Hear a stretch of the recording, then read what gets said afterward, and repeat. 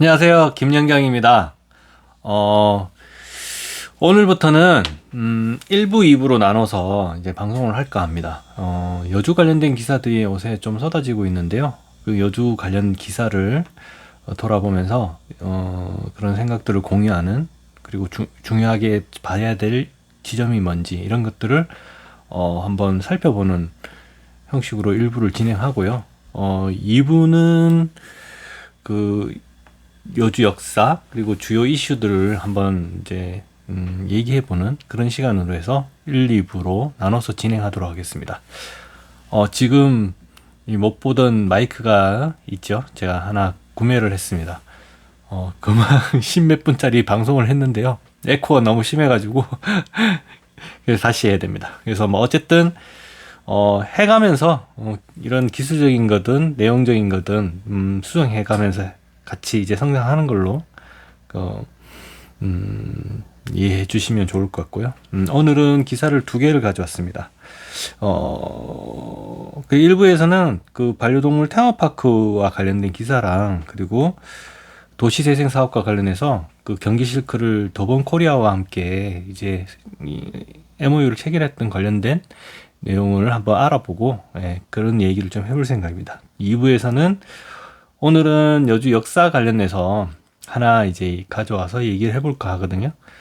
블로그에, 제 낭만업자 블로그에는 이미 올라가 있는 내용인데, 여주와 실학에 관련된 얘기입니다. 그 실학을 시작하는 데 있어서도 여주가 상당히 중요한 역할을 했던 것 같다는 생각입니다. 그걸 한번, 자료를 찾아서 기록했던 그 글을 중심으로 해가지고 한번 얘기해 보도록 하겠습니다. 우선 일부 이제 시작할 텐데요. 반려동물 테마파크 관련된 얘기부터 드릴까 합니다. 반려동물 테마파크, 반려동물 산업은 반려동물 인구가, 제가 그 반려동물 테마파크 관련된 관심이 많아서 지역신문 기자 할 때 많이 썼었는데, 오보를 한 두어 번 냈습니다. 경기도 이제 축산과 연락해서 그 착공식을 한다고 했던 게 깨지고 해서 내가 뭐 오보 아닌 오보를 두 번인가 세 번 이렇게 냈던 걸로 기억나거든요. 그만큼 사업이 지지부진했던 이유가 여러 가지가 있을 텐데, 여주 내에 이제 문제 지점도 있을 테고, 경기도 차원의 일이 잘 진행되지 않았던 그런 이유도 있을 텐데요. 그런 걸 이제 따지기보다는 이 반려동물 산업의 규모가 어느 정도 되고 여주에는 어떤 도움이 될 수 있을지, 그리고 경기도 정책 차원으로 여주 시유지를 제공받아 가지고 하고 있는데 과연 경기도에는 그 여주 반려동물 테마파크를 얼마나 육성할 의지가 있는지, 이런 것들을 한번 따져봐야 되지 않을까 하는 생각이 듭니다. 그래서 지금 경기도에서 9월 초쯤에 이제 기사가 났던 건데요. 동두천 여주 경기 연구원에서 냈던 여러 가지 전략적인 의제 몇 가지를 내면서 동두천에다가 반려동물 테마파크, 경기 북부 반려마루를 만들겠다고 하는 계획이 나왔습니다. 지금 반려동물 테마파크 같은 경우는 사실은 여주가 성공한 사례라고 볼 수 없을 것 같아요. 왜냐하면 처음에 시작했던 거는 말 그대로 이제 민간 기업들이 반려동물과 가는 여러 가지 숙박시설이라든지 반려동물 관련된 시설을 좀 많이 짓려고 했었고, 그런 것들이 이재명 도지사가 되면서 비리가 확인이 되고 그걸로 인해서 뭉개지고 경기도 사업으로 이제 가져가게 되면서 이제 많이 달라졌었는데, 지금은 이제 A 구간, B 구간 이렇게 나눠서 이 사업이 진행되고 있고, A 구역은 잘 아시다시피 반려마루로 해서 유기견, 유기묘들을 보호하고 분양하는 일 중심으로 하고 있고, B 구역은 아까 말씀드린 것처럼 여러 그 반려동물 산업과 관련된 이 시설들이 들어올 건데, 지금은 화장장 중심으로 진행된다는 얘기가 있어요. 시간이 꽤 지났고 예산도 꽤 많이 들어간 걸로 알고 있는데 왜 일이 그렇게 진행되고 있는지 에 대한 부분들도 우리 확인해야 되고, 실제로 여주 시민 그 상고동 주민들의 주장에 의하면 주민들에게는 구두 계약으로 그 화장장을 그 인근 주민들이 할 수 있도록 했다 뭐 이렇게 주장하시는 부분이 있어요. 이 정확한 워딩을 내가 모르긴 하겠는데 어쨌든 그와 관련해서 여주시 유지를 제공했는데 여주시에서는 여주시에는 어떤 혜택이 있고 그러면 지금까지는 그렇게 만들어지지 않았으면 앞으로는 어떻게 해야 될지 이런 얘기들을 좀 해야 되지 않을까 하는 생각이 듭니다. 반려동물 산업과 관련해서는 여기 이제 자료에 보면 한국농촌경제연구원에서 이제 낸 자료인데 그 반려동물 관련 시장 규모가 2024년에는 4조 9천억 정도 된다고 하고요. 그다음에 2027년까지 이제 연구 결과가 나온 것 같은데 이때는 이미 6조가 넘어갑니다.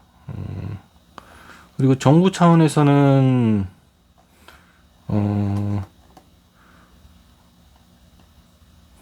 시장 규모를 지금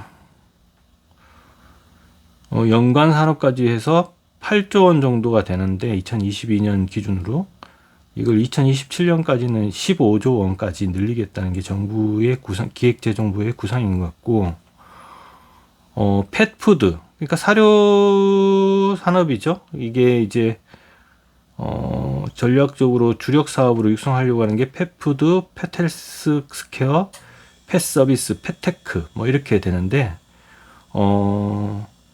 이게 여주는 펫푸드 같은 경우에는 이제 사실은 사료가 사람 먹는 거 정도의 수준으로 애들이 요새는 먹거든요. 강아지들이든 고양이든. 그러면은 여주가 농산물을 생산하는 지역이고 정말 다양한 농산물들이 만들어지는 곳인데 연계에서는 얼마든지 가능한 부가가치가 높여질 수 있는 그런 일들이 벌어지지 않을까.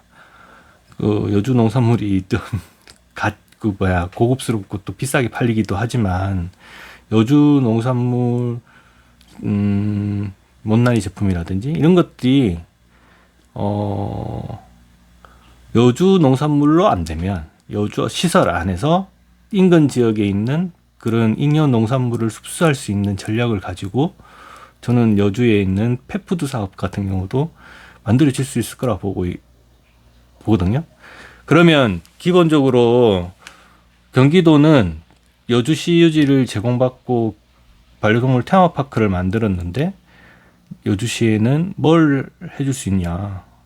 시장 규모가 점점 커지고 있는, 근데 여주는 상수 보호구역이라 뭐 다중 규제로 인해서 발전 못한 것과 관련해서는 특별한 지원이 있어야 된다 보고, 이런 반려동물 산업이 이제 시작 지점인데 이걸 경기도 차원에서 여주시에 해내라고 반려동물 산업단지든 반려동물 산업을 육성할 수 있게끔 지원을 좀 요구해야 되는 거 아닌가 하는 생각입니다. 반려동물 테마파크가 여주에 있음에도 불구하고 여주와는 전혀 상관없는 것처럼 이제 되고 있는 것 관련해서는 내역적으로도 우리가 반성해야 될 지점은 반성을 하되 분명히 얘기가 같이 되고 있던 일들이 잘 안 되는 부분과 관련해서는 책임을 묻고 당당히 요구할 건 요구해야 된다. 그래서 테마파크는 그냥 내드리고 산업을 우리가 만들 수 있으면 좋겠다는 생각이 얼핏 듭니다. 그리고 도시재생 사업이, 여주의 도시재생 사업이 좀 수년째 공전을 거듭하고 있는데 어쨌든 새로운 활력, 원도심의 활성화를 위해서 더본코리아와 MOU를 체결했다는 것은 상당히 고무적인 현상이 아닌가 싶습니다. 그 경기 실크와 관련해서는 그 건물의 가치나 활용도가 엄청 뛰어나다고 봅니다. 그래서 좀 그 가치를 아는 분들이 많은 관심을 가지고 있었고 이런저런 아이디어들이 막 나왔었는데 실제 일이 진행되지 않았었어요. 근데 이제 통으로 이제 더본코리아에 의지하는 형국이 되고 있는 게 현실이긴 하지만 그조차도 없었으면 어땠을까 하는 생각은 그걸 하게 되면 아찔합니다. 그래서 우선은 MOU 체결한 내용을 보면은 핵심 내용이 4가지 정도 있는데요. 원도심 활성화를 위한 지역경제 및 관광산업 경쟁력 강화 하나고요. 지역 농투산물을 활용한 특화 메뉴를 개발하고 창업 인력 양성 지원을 하는 것, 그리고 외식산업과 문화관광 자원을 연계한 지역 특화 가치를 발굴하는 것, 그리고 정부 지원 사업 및 공통 관심 사항에 대해서 지속적으로 협의하고 상호 노력하기로 하자. 더본 코리아의 어떤 선진적인 어떤 행정 시스템 내지는 그 마케팅 전략 이런 것들이 여주에 이제 유입되는 오는 거거든요. 핵심은 그거라고 봅니다. 그럼 우리는 자체 역량을 기를 만한 어떤 여유나 방향이 설정되지 않고 있지 않습니까?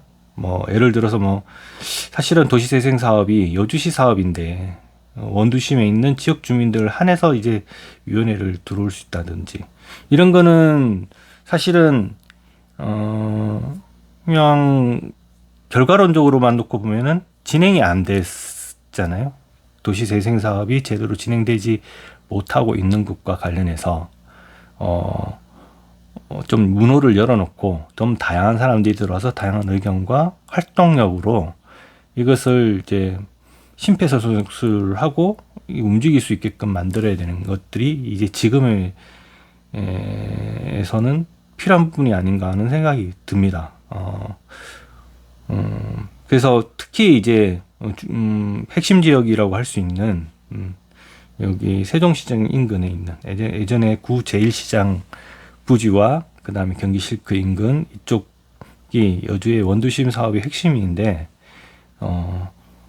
이것을 이제 지금 여주에 있는 역량들을 끌어모아서 이제는 좀 방향을 좀 잡아 나가야 되는 거 아닌가 하는 생각이 얼핏 듭니다. 왜냐하면 지금 결과물이 없고 더본 코리아와 이제 하게 되면 속도가 막 빨라질 것 같긴 한데 우리가 이제 주체가 되지 못하고 의지하는 상황이 되는 순간 어떤 상황이 벌어질지 이제 알 수가 없지 않겠습니까? 그래서 여주가 이 두 기사로만 놓고 봐도 여주에 정말 많은 것들이 들어와 있고 어떤 여주의 변화에 변화를 이제 낼 수 있는 어떤 매개체 역할을 할 수 있는 부분들인 것 같은데 이걸 우리 시민들이 그 가치를 보지 못하고 그냥 반기하는 순간 잘 안 될 수밖에 없는 거 아닌가 하는 생각이 듭니다. 그래서 오늘은 1부에서는 이 2가지 기사를 읽어드리고 얘기해드리고 제 의견을 말씀을 드렸거든요. 뭐 물론 이제 도시재생 사업과 관련해서 그 협의에 계시는 분들이 정말 고생하고 노력하는 거 잘 알고 있고 여주에서는 또 경험하지 못한 일이기 때문에 더딜 수 있다는 생각은 듭니다. 그 부분에 대해서 그 노력에 대해서 뭐 부족하다거나 아니다 이런 얘기는 아니고 없던 일이기 때문에 좀 더 많은 사람들의 지혜와 뭐 지혜를 좀 모아보자 뭐 이런 취지의 얘기였으니까 오해 없으셨으면 좋겠습니다. 여기까지 1부를 마치고요. 2부는 여주와 실학에 관련된 얘기들을 제가 찾아낸 자료와 기록한 글과 함께 돌아오도록 하겠습니다. 2부에서 만나겠습니다. 네, 여주와 실학은 어떤 관계가 있었을까요? 네. 여주가 조선의 정치 1번지란 글을 연재하면서 원래는 5편을 기획을 했었거든요. 근데 자료를 찾아보다 보니 놀라운 일들이 많이 여주를 중심으로 해서 벌어졌던 게 이제 확인이 되고 기획은 12편을 내고 지금 7편까지 이 낭만업자 블로그에 오시면 보실 수 있는데요. 실학도 여주와 관련이 상당히 많더라고요. 그래서 이제 더 제가 전문가가 아니기 때문에 더 찾아보고 뭐 따져보면 더 놀라운 일들이 찾아지지 않을까 하는 생각도 들긴 들어요. 그래서 어쨌든 여주와 실학은 어떤 관계가 있을지 뭐 이런 것들 한번 얘기해 보도록 하겠습니다. 그게 실학은 뭐 잘 아시겠지만 성리학을 빗대서는 어쨌든 기본적으로 실생활에 유용하게 쓰일 수 있는 것과 관련된 학문으로 우리가 많이 배우고 알고 있지 않습니까? 이게 뭐 3기에 걸쳐서 실학이 이제 발전해 나왔다는 얘기도 있는데 이게 보통 보면은 우리 실학하면은 그 이수광 선생님, 지붕요술을 썼던 이수광 선생님이 있고 우리가 잘 모르고는 한백겸 선생님이라고 있습니다. 한백겸 선생님이 여주의 부평리에 묻혀 계시거든요. 뭐 예전에는 원주와 가깝다고 할 수 있죠. 한백겸의 동생인 한중겸이 인조의 장인인데 그 사람은 또 원주에 있거든요. 그래서 네, 뭐 정권의 어떤 정파는 달랐던 것 같은 느낌은 달랐던 것 같습니다. 그래서 형제가 북인과 서인으로 갈라져 있는 그런 형국인인데 얘기가 또 빠지네요. 어쨌든 마테오 리치가 얘기했던 천주시리를 접했던 이수광은 우리의 이제 실학이 좀 안타까운 건 뭐냐면 기독교도 있고 천주교도 있지만 물론 그때 제국주의 시대에 이제 신부들의 역할들이 뭐 꼭 종교적인 게 아니라 학문적인 역할들도 분명히 있었을 텐데 우리는 너무 천주교에 이제 기울어져서 이제 받아들이다 보니까 실학이 약간 실패한 건 아닌가 하는 생각이 듭니다. 근데 이수광 선생님과 한백겸 선생님이 실학의 이제 최초의 시초라고 태동은 그렇다고 볼 수 있는데 이수광 선생님 같은 경우에는 마테오 리치의 천주시리를 바탕으로 하는 어떤 그런 게 있었다면 한백겸 선생님은 주로 이제 우리 역사를 통해서 그 실학을 발굴해내는 그런 좀 재미난 부분이 있어요. 그래서 여주의 실학이 더 가치 있지 않을까 하는 생각도 듭니다. 한백겸 선생님은 그 임진왜란 끝나고 나서 강해군 집권 시기에는 주로 이제 동인에서 이제 갈라진 북인들이 집권했던 시기이잖아요. 주로 의병장들 중심으로 하는 세력들이었고, 그래서 그 임진왜란 정유재란 시기에 이제 집권 세력이었던 서인들에 대해서 평가가 엄청 박하고 공격적이었습니다. 그래서 인조 반정이 일어나는 계기도 그런 관점 때문인 걸로 이제 알려져 있는데, 어쨌든 여기도 특이한 사람이 또 한 명 있습니다. 선조, 광해군, 인조 때 영의정을 했던 다 특징이 다른, 특히나 광해군 때는 인조가 반정을 일으켜서 왕이 됐는데도 불구하고 광해군 때 영의정을 했던 사람을 다시 영입하는 그런 케이스들도 있었거든요.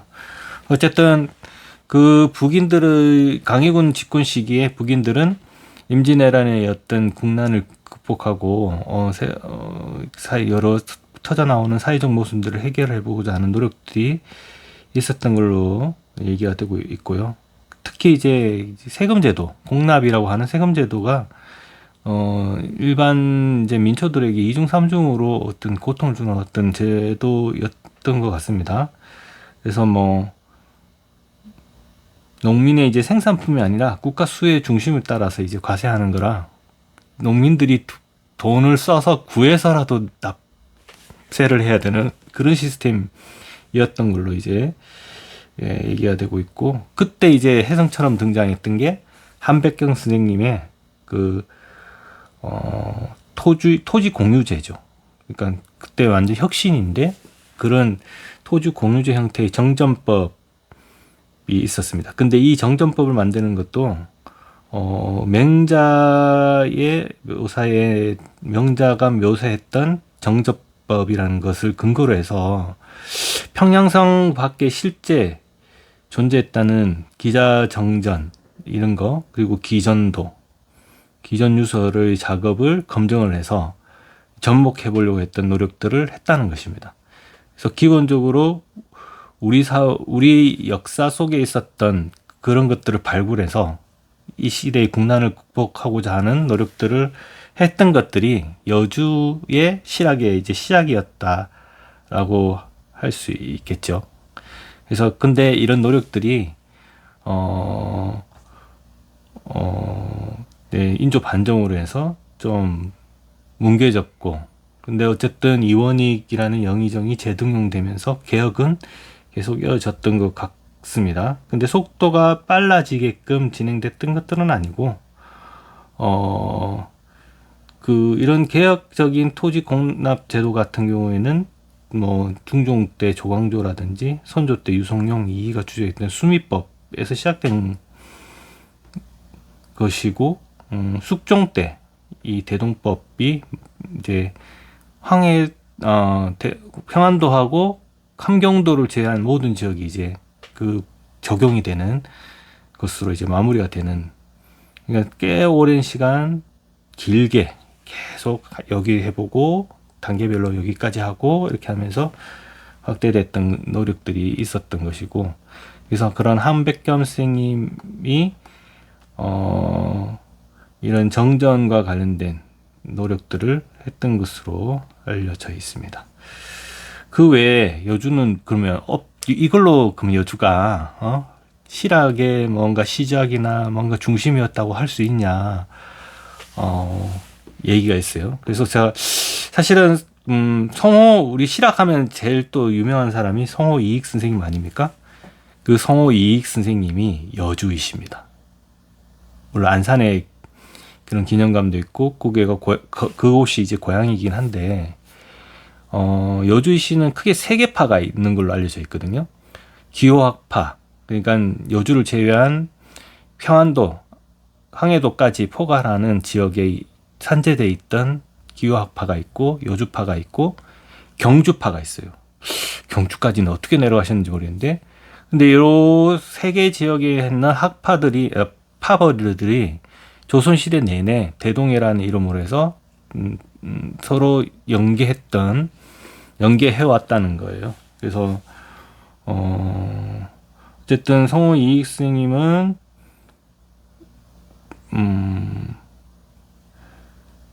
그 아버지가 남인이었고 그의 형이 이잠이라고 있는데 숙종 때 이제 장희빈을 옹호했다가 옥사하면서 이제 이 성호 이익 선생님은 벼슬에 나서진 않았거든요. 근데 이제 이익은 그 아버지 친구였던 이소우 당숙이었던 이원진에게 이제 공부를 배웠는데 이소우의 또 다른 제자가 북벌론을 주장했던 윤유라는 여주 사람입니다. 그리고 이원진도 여주에 살았던 걸로 알려져 있고요. 그리고 뭐 특히 이원진 같은 경우에는 네덜란드 상인이었던 하멜이 이제 제주도에 표류했을 당시에 제주 목사였고, 탐나지라고 하는 책을 썼을 정도로 제주 역사를 기록을 하는 이런 실학자였는데 실학자였습니다. 그리고 이원직의 영향을 받았던 것으로 알려져 있는 반개수록으로 유명한 유형원이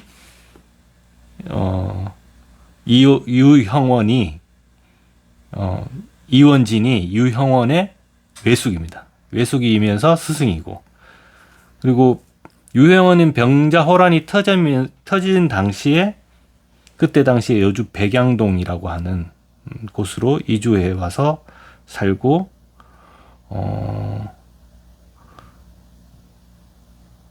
그 이원진이 제주 목사를 임기를 마치고 나오는 시기에 부안으로 이주했던 걸로. 그러니까 그 백양동은 현재 이제 흥천면 기백리입니다. 그래서 정확한 위치는 알 수가 없는데 그 백양동, 그러니까 기백리 같은 경우에는 과거에 기래동, 백양동, 신대를 모아서 이제 기백리가 됐다고 알려져 있거든요. 그러면 그 백양동에 유형원이 살았던 정확한 위치를 좀 한번 알아보는 것도 재미있을 것 같긴 합니다. 예, 그렇죠. 그 이익은 또 여기에서 또 재밌는 대목은 그 이익이 유형원의 외 육천 형님벌이 된답니다. 이게 가계로 다 연결이 돼 있는 거예요. 그래서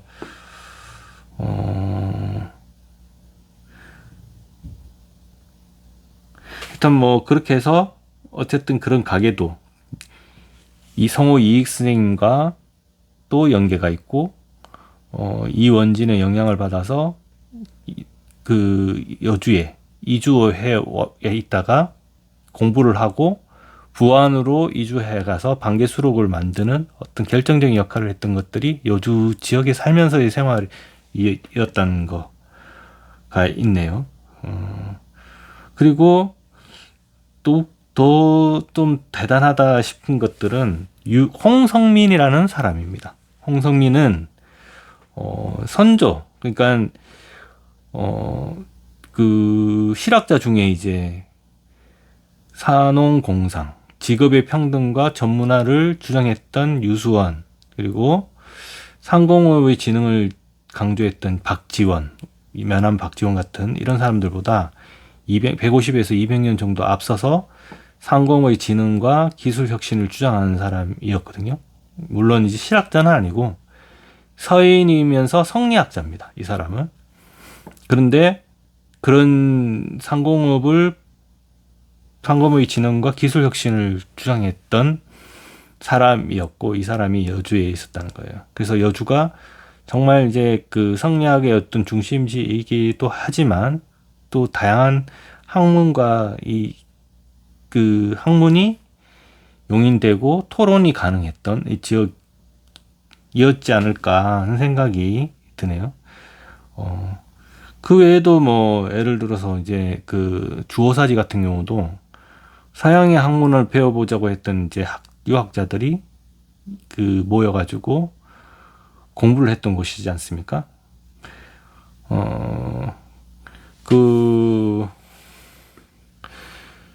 그 목민심서를 집필했던 정약용, 그 형이었던 정약전, 정조의 총애를 받아서 최저공의 뒤를 이어받을 것이라고 이제 평가받았던 이가한도 여주이시거든요. 예, 살았던 지역은 이제 잘 더 찾아봐야 될 것 같고요. 그 이익의 또 제자였던 권철신, 그냥 이 사람은 또 양평에 살았던 사람인데 그 권철신과 또 친했던 사람이 여주에 있던 안동김 씨였던 김건순.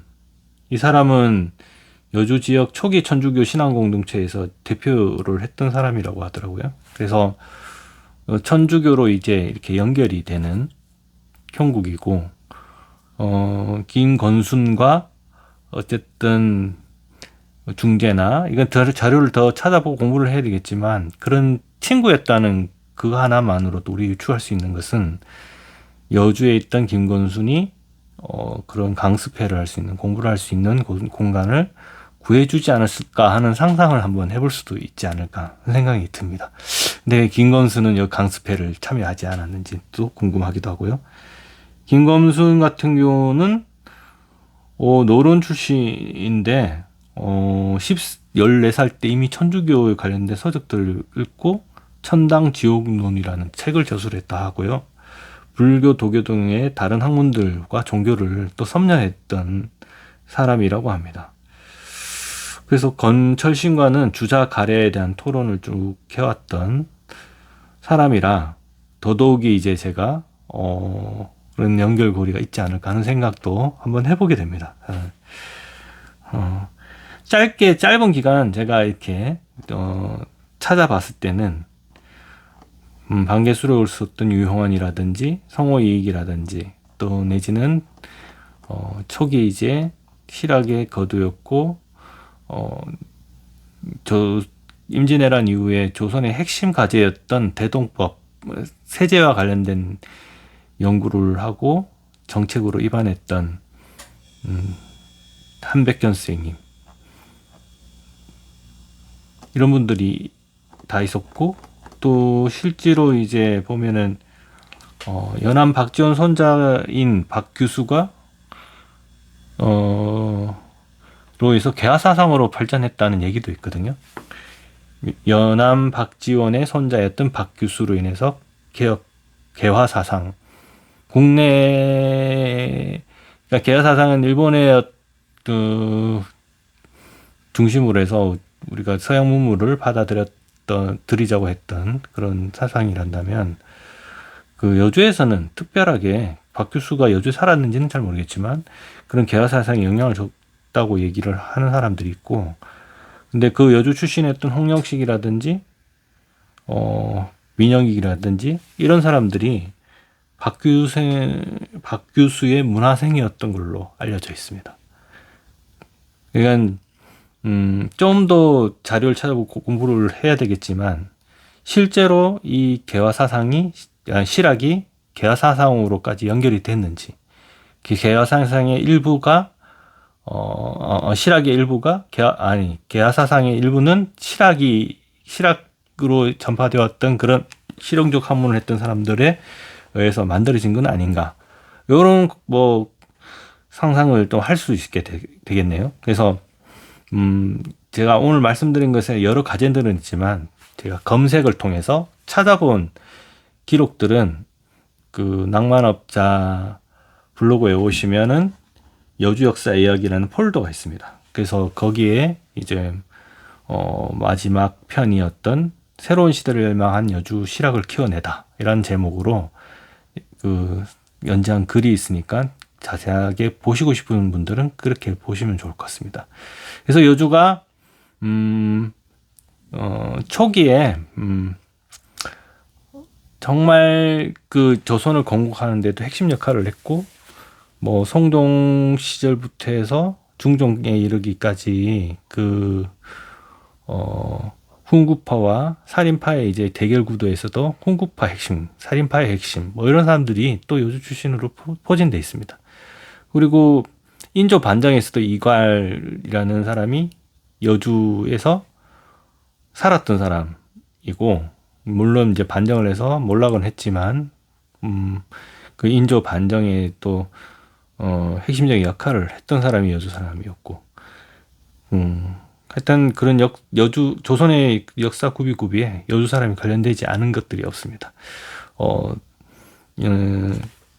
제가 조선은 정치 1번이라는 글을 작년 8월 달에 7편까지 쓰고 나머지 기획을 아직 못 쓰고 있긴 한데, 좀 정신을 차리고 하나하나 좀 뭐 정리하고 나면 더 쓸 수 있을 것 같고 그렇게 하도록 하겠습니다. 오늘은 뭐 그냥 큰 아웃라인으로 연계 확인되는 것 중심으로 해서 여주도 실학을 했구나, 어쩌면 여주가 실학의 중심이었을 수도 있겠다는 내용으로 여러분과 한번 얘기를 해봤습니다. 네, 다음 주는 더 다양하고 재밌는 내용으로 한번 찾아뵙도록 하겠습니다. 감사합니다.